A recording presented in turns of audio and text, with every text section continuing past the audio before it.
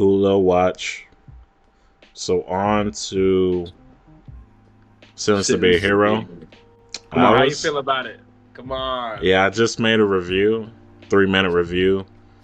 I was asleep. I was a little bit asleep. The first third, you gotta watch the entire season to appreciate the first third, which was slow, generic, and a lot of people dropped their show in the beginning. And I didn't know it was gonna get this good. I didn't know it had that potential. Very impressed. It just got better and better and better. Like after episode 5, I would say treat the first 4 or 5 episodes as an introductory to introduce all the characters that we're gonna see. And then once they started dropping lore points from the plot, it started getting exponentially better. How do you feel about I'm gonna just jump right in there. How do you feel about Rhino? I like his character. I like his role. I like that he's a demon disguised as human, and he loves killing demons. So I'm actually glad that he's on our side, because he's a wild card. A demon lord that's on our side, killing other demon lords. And they don't know that he's a demon either. No one else knows. They think he's Rhino, but he's actually a demon. So that's cool. It makes sense why he's so emotionless. Yeah, not understanding of the emotions. And I'm not sure if he was always like that, like the original Rhino, but they don't suspect anything. They think he's a weirdo, but that's about it. I like him too. How do you feel about Kavera? About what happened to her? I don't know what subtitles you reading. I thought her name was Kevia. You talking about the girl that got captured at the end? Yeah, the captain. I'm pretty sure it's Kavera. I thought it was Kevia. Regardless of what her name is, she's my favorite character. She's your favorite? Okay. Yeah. Okay. Xylo, I started to warm up a little bit more, but he's still a very weak MC. Not weak in terms of strength, but he doesn't have much personality. And even his fiance said that he was boorish. I mean, he was tricked, man. Like, he cared about his people. Everybody he cares about, loved, fought for. It's like they've all gone. He's been betrayed. I feel like once you connect with a goddess, there's a certain type of relationship, emotion that you have between you two. And he actually loved her. He lost her. He lost someone he loved and cared about. And not only did he lose her, he got blamed for it. Back to the Sins to Be a Hero. I like Xylo. My favorite character, I'd probably say, I forgot his name. Tatsuya. But is Tatsuya the one who shoots far away? Oh no. What is his name? That's what I thought you was gonna say. Sav. Yeah. I like Sav. He's psychotic. A bit on the psychotic side, but he's not evil. But he does think of human life like little. He was tripping at first, man. I liked him at the first introduction at the end of episode 4 or whatever. And then I didn't like what he was doing in the next episode, cutting off people's hands. Like, I didn't like that part. But hey, he said follow rules, man. You listen. Oh, you're out of here. You're off the boat. I like it. Nah, he's tripping. And they can't kill him too. And he's not. Well, I think you can kill him, but he's not losing his memory or his identity. I didn't hear that. Where'd you hear that from? It was in the anime. He's like the only one that doesn't lose his memories. That's crazy. I think Xylo, his deaths, it robbed him of his personality. He said Xylem. He was lively before. He was energetic. I'm giving him the Kakashi treatment.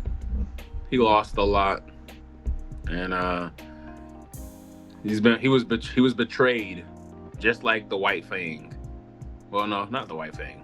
I don't want to say that, but everyone got betrayed. Yeah, it sucks, especially Kavera. It's crazy. She's got betrayed, and then she got betrayed twice by her uncle and by the people that she sworn to protect, even though she won't know their faces. Yeah, that last episode I think was the best episode. The scene with her and the uncle, the art, everything about that was a 10 out of 10 scene. Might be a 10 out of 10 episode on that last one. I didn't like what happened to Kivia. I knew what was gonna happen when she was in the cell. I was like, yeah, she's gonna get turned into a hero. But I hate that happened to her. I wish she could have just stayed human. I thought they were gonna come save her. Hell no.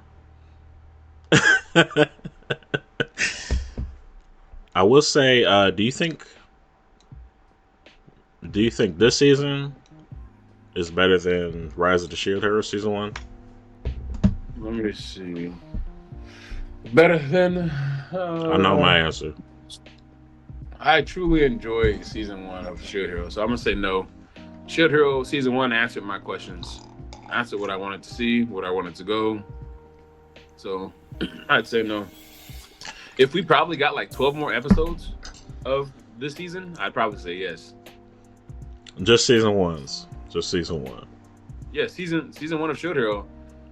This is like 24 episodes. Let me see. Is it? Yeah, Shield Hero for the first season, a lot of episodes. Did it? I forget what episode. My memory stops when they get to the priest and they get to the priest battle, and then I remember a little bit after that the big Philo Queen battle. But yeah, season one got 25 episodes. That's what I remember the most, is that priest plot point and conspiracies, and then the battle, and then it's him summoning the maiden cage. But I'm gonna just say, I like Sentence to Be a Hero. I think Sentence to Be a Hero did it better. Rise of the Shield Hero is definitely more shonen, and it's definitely not as. 1 second. But Sentence to Be a Hero, the Rise of the Shield Hero is more like shonen and adventures. It actually, you know what anime Rise of the Shield Hero is most similar to? What? Solo leveling. Him getting new powers and upgrading his shield, getting stronger, leveling up. It's more similar to solo leveling. But the execution, Sentence to Be Heroes, this story is about the same. It's about the same, but the execution, I feel like, was just so much better in Sentence to Be a Hero. The direction, everything flowed. It wasn't confusing at all, and it was enjoyable. I loved the betrayals, and I loved the mystery about who Spriggan was, and that whole point about Spriggan trying to figure out who he was, and it turned out that he was the little kid, the little girl, and then the way that he just punched her big brother in his chest, that was gruesome. And then it turns out Spriggan wasn't even that big of a deal. Got taken out by, I forget what Rhino's real name is. The demon that took over the body of Rhino. Yeah, but it was Sov who weakened Spriggan. Oh yeah, he shot her. But she would have recovered if it wasn't for fake Rhino. True. But she also would have died if she would have stayed there. So she was already weak. Like, anyone could have killed her at that point. She was over there on death's door. I don't think a regular human could kill her. I wouldn't say a regular human, but anyone who had that. I'm really glad. I forget his name, but the demon guy The who was older also dude. disguised as a human. Mhm. I like him as well. He's probably my favorite villain. I You're like glad he didn't die. I like his introduction. I didn't like I actually like the first part where him and the adventurer that was on their side, the one when they were fighting in the alleyway. I like Yeah. that fight better than their final fight with when he transformed. I wasn't the biggest fan of that fight. They seem weaker this second go round. I think it's plot. Because on paper, Zyla shouldn't be winning these fights. But they're getting bailed out by the Holy Sword. Holy Sword at this point is a cheat code. So I don't know if that's can lose to anything. I hope that there's some counter to it because I really don't want him to win all his fights with the Holy Sword. What? I love that. I love that he's got a one tap button. with no drawbacks. lead. You gotta have some drawbacks. Like imagine a drawback where they use the Holy Sword, but the goddess is out for 2 days. She can't use any magic or nothing. I don't know, but there wasn't. It didn't seem like there was a real drawback. They're just tired. The drawback is she can't use the Holy Sword again right away. I mean, the demon's already dead. Yeah, but if they're fighting too, they got back up. Just like what just happened in the last fight, where he put in a substitute. If he relinquishes that information to a more powerful demon, and they do the same thing, they pull out the Holy Sword, they use it just to find out it's a substitute, then they can't use it for a little bit of time. Yeah, they're probably screwed at that point. And I don't know who would save them after that. Probably, maybe Kevia. I don't know. Maybe she gets some seals. This is crazy.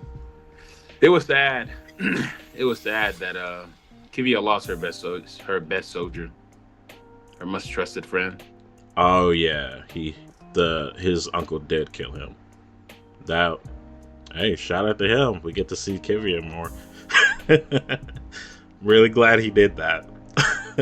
Really, we were gonna stay seeing her regardless. Oh, you talking about shout out for him saving her. Saving Kevia. He pushed her out the way. Her uncle was mad wild, ready to take her life immediately. The uncle was saucy and merciless. He immediately pulled out the blade, shot him, had the knife, do a little knife play, and was about to stab her. But then she found the resolve and killed him. But yeah, my final rating is surprisingly a 9 out of 10. Okay, yeah, I see you. And yours? I give it an 8.7. That's surprising. Yeah, I fucked with it. I definitely highly recommend it. It's actually one of my favorite animes from this winter season. I liked it way more than Strange Fake. I can understand that. I'm looking forward to season 2. I think it's already renewed. Crunchyroll picked it up again, so season 2 will be on there. 2027, sadly. It's not too long. I'm tired of waiting a full year. And then a shit ton of more anime will come out by then. That's typical. 9 months to a year.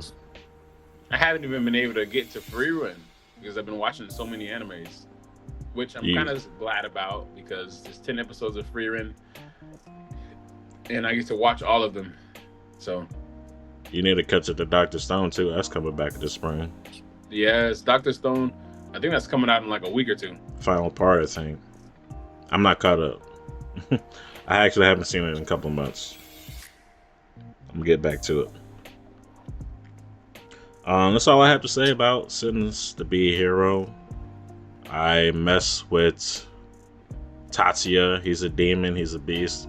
I don't know how he died so many times, if he's that cold. I don't know. But I fuck with him. Kivia. And I do like the goddess now. She's not as annoying as she was in the beginning, with all the praise. She's actually a cool character. The show would be very boring without her. Because she wanted that praise badly? She just brings energy to the show.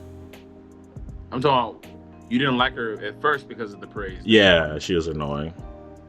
That's all I got for Sentence to Be a Hero. I thought I had it saved, but I guess not.